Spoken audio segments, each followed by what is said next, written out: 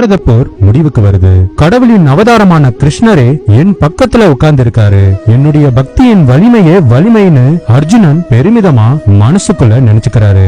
உன்னை விட என் மேல் அதிகமா பக்தி கொண்டவர் உலகில் இருக்க கூடாதா அர்ஜுனா அப்படின்னு கிருஷ்ணர் கேட்க, என்னடா இது, நம்ம மனசுல எது நினைச்சாலும் உடனே இந்த கிருஷ்ணருக்கு தெரிஞ்சிடுதே அப்படின்னு திடுக்கிட்டார் அர்ஜுனர். கிருஷ்ணர் புன்னகைத்தார். அந்த புன்னகையின் அர்த்தம் அர்ஜுனனின் பக்தி சார்ந்த கர்வத்தை அடக்குவது அப்படின்னு. பாவம், அப்ப அர்ஜுனனுக்கு தெரியாது.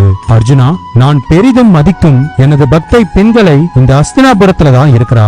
அவளை நாம இப்ப உடனே போய் பார்த்தா உன் மனசுல உள்ள அத்தனை கேள்விகளுக்கும் விடை கிடைக்கும், வா போலாம் அப்படின்னு சொல்றார். அர்ஜுனன் சம்மதம் தெரிவிக்க, இரு அர்ஜுனா, இதே தோற்றத்தில் போனா உன் உயிருக்கே ஆபத்து.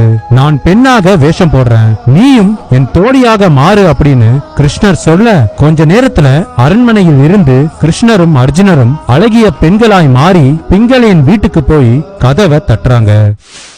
தெய்வீக அம்சத்துடன் ஒரு மூதாட்டி கதவை திறக்கிறாங்க. அம்மா, நாங்க அடுத்த ஊருக்கு போறதுக்காக நடந்து வந்தோம். காலெல்லாம் ரொம்ப வலிக்குது. இங்க உங்க வீட்டுல கொஞ்ச நேரம் இருந்து இலைப்பாரிட்டு போலாமாமா அப்படின்னு கிருஷ்ணர் கேக்குறாரு. உள்ள வாங்கம்மா, நான் பூஜை செஞ்சுட்டு இருக்கேன். பூஜை முடிஞ்சதும் சாப்பாடு தரேன், சாப்பிட்டு இலைப்பாரிட்டு போங்க அப்படின்னு பிங்களை சொல்றாங்க. ரெண்டு பேரும் உள்ள போய் உட்கார்றாங்க. பூஜை அறையில ஒரு பீடத்துல அழகான கிருஷ்ணர் விக்கிரகமும், அதுக்கு பக்கத்துல பெரிதாக ஒரு கத்தியும், நடுத்தர வடிவில் ஒரு கத்தியும், சிறிதாக ஒரு கத்தியும்னு 3 கத்திகள் வைக்கப்பட்டிருந்துச்சு. பிங்களை அந்த கத்திகளுக்கும் சேர்த்து பூஜை செஞ்சுட்டு இருந்தாங்க. இதை பார்த்த கிருஷ்ணர், அம்மா, கூட இந்த 3 கத்திகளையும் சேர்த்து பூஜிக்கிறீங்களே, இவை யாருடைய கத்திகள் அப்படின்னு கேட்டார். அதுக்கு பிங்களை, என்னுடைய கத்திகள் தான். வாய்ப்பு கிடைக்கும் போது கிருஷ்ணனுக்கு கொடுமை செய்த என் விரோதிகள் 3 கொல்ல வேண்டும், அதுக்காக தான் இந்த 3 கத்திகளை வைத்திருக்கிறேன் அப்படின்னு சொன்னாங்க. யார் அந்த விரோதிகள் தாயே அப்படின்னு கிருஷ்ணர் கேட்கிறாரு. குசேலன், திரௌபதி, அர்ஜுனன் ஆகிய 3. குசேலனை கொல்ல சின்ன கத்தி, திரௌபதிக்கு நடுத்தர கத்தி, மாவீரன் என்று நினைத்து கொண்டு அலையும் அந்த அர்ஜுனனை கொல்ல இந்த பெரிய கத்தி அப்படின்னு பிங்களை சொல்ல அர்ஜுனருக்கு தூக்கி வாரி போட்டது. இந்த 3 கிருஷ்ணருக்கு அப்படி என்ன கொடுமைகள் செய்தனர் அப்படின்னு கிருஷ்ணர் கேட்டார். குசேலன், அந்த தவிட்டு அவளை கிருஷ்ணருக்கு கொடுக்கலாமா? என் கிருஷ்ணன் வெண்ணெயை விரும்பி தின்பவன் அல்லவா, வாய் உறுத்தாத ஆகாரம் அது. அப்படிப்பட்ட என் கிருஷ்ணனுக்கு இந்த மாதிரி கற்கள் நிறைந்த கடுமையான அவளை கொஞ்சம் கூட புத்தி இல்லாமல் கொடுத்து கஷ்டப்படுத்திய அந்த குசேலனுக்கு இந்த சிறிய கத்தி அப்படின்னு சொன்னாங்க.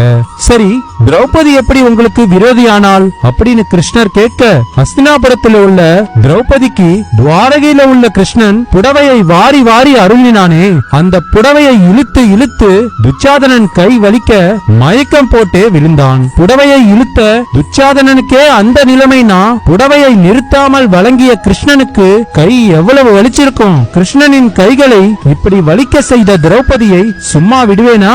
அவளுக்கு தான் இந்த நடுத்தர அளவிலான கத்தி அப்படின்னு சொல்றாங்க. அது சரி, அர்ஜுனன் கிருஷ்ணரின் பக்தர்களையே தலை சிறந்தவன் ஆயிற்றே, அவன் மேல உங்களுக்கு என்னமா விரோதம் அப்படின்னு கிருஷ்ணர் மீண்டும் கேட்க, அர்ஜுனனின் பக்தியா நீதான் வச்சுக்கணும். உண்மையான பக்தியா இருந்தா போர் நடந்த 18 நாளும் என் கிருஷ்ணனை கைவலிக்க வலிக்க தேர் ஓட்ட சொல்லிருப்பானா? குதிரைகளின் கயிறுகளை இழுத்து இழுத்து கிருஷ்ணரின் கைகள் எத்தனை துன்பப்பட்டிருக்கும். தேர் குதிரைகளை ஓட்டுவது ஒன்னும் சாதாரண வேலை இல்ல. ஊர்ல தேரோட்டிகளுக்கா பஞ்சம்? என்னைக்காவது ஒரு நாள் என் கையில நல்ல வசமா அகப்படுவான் அந்த அர்ஜுனன், அன்னைக்கு அவனை பாத்துக்கிறேன். அவனுக்காக தான் இந்த பெரிய கத்தி அப்படின்னு பிங்களை ஆவேசமாக சொன்னாள். அதை கேட்டதும் அர்ஜுனன் பதற்றத்துடன் நெற்றியில் வழிந்த வியர்வையை துடைத்துக் கொண்டார். இதை பார்த்து சிரித்தார் கிருஷ்ணர். அம்மா, குசேலன் தெரியாம செஞ்சான். அவன் கிட்ட அந்த தவிட்டு அவளை தவிர வேற எதுவுமே இல்லமா. எந்த பிரதி பலனையும் எதிர்பார்க்காம அன்பாய் கிருஷ்ணருக்கு அந்த அவளை அவன் கொடுத்தான். சுயநலம் மற்றவன் என்பதால் குசேலனை நீங்க மன்னிச்சிடுங்களே அப்படின்னு கிருஷ்ணர் சொல்றார். பிங்களை யோசிச்சாங்க. பீடத்துல இருந்த சிறிய கத்தியை எடுத்து வீட்டுக்கு வெளியே வீசினாங்க. திரௌபதிக்கு புடவை கொடுத்ததால் கிருஷ்ணரின் கைகள் வலித்தது உண்மைதான். என்றாலும் ஒரு பெண்ணுக்கு மானம் உயிருக்கும் மேலானது அல்லவா, அதை காக்க அவள் கொலை கூட செய்யலாம் என்று தர்மசாஸ்திரங்கள் சொல்லுது. எனவே சுயநலமே ஆனாலும் தன் மானத்தை காக்கதானே திரௌபதி கிருஷ்ணரின் உதவியை நாடினாள். அதனால அவளையும் மன்னிக்கலாமே அப்படின்னு கிருஷ்ணர் சொல்ல, கொஞ்ச நேரம் யோசித்த பிங்களை இரண்டாவது கத்தியையும் வெளியே வீசினாள். ஆனா போரில் தனக்கு வெற்றி கிடைக்க வேண்டும் அப்படிங்கிற ஒரே காரணத்துக்காக என் கிருஷ்ணரை தேரோட்ட சொன்ன அந்த அர்ஜுனனை மட்டும் நான் மன்னிக்கவே மாட்டேன். இந்த பெரிய கத்தி இந்த பீடத்திலே இருக்கட்டும்னு மீண்டும் ஆவேசமாக சொன்னாள் பிங்களை. சரிதான் அம்மா, சுயநலம் பிடித்த அந்த அர்ஜுனனை நீங்க கொல்வது நியாயம்னு நானும் ஒத்துக்கிறேன் அப்படின்னு கிருஷ்ணர் சொல்ல, அர்ஜுனன் மிக பெரிய அதிர்ச்சியுடன் கிருஷ்ணரை பார்த்தான். கிருஷ்ணர் மீண்டும் புன்னகைத்தார். ஆனா அர்ஜுனன் கிருஷ்ணன் மனதை கவர்ந்து விட்டதால் தானே கை வலியையும் பொருட்படுத்தாமல் தேர் ஓட்டினார் அந்த கிருஷ்ணர். அப்படி இருக்கும்போது அர்ஜுனனை நீங்க கொன்னுட்டீங்க அப்படின்னா தன் உயிர் நண்பனை இழந்து கிருஷ்ணர் அப்படி மன கஷ்டப்படுவது உங்களுக்கு சம்மதம் தானா அப்படின்னு கிருஷ்ணர் கேட்டாரு.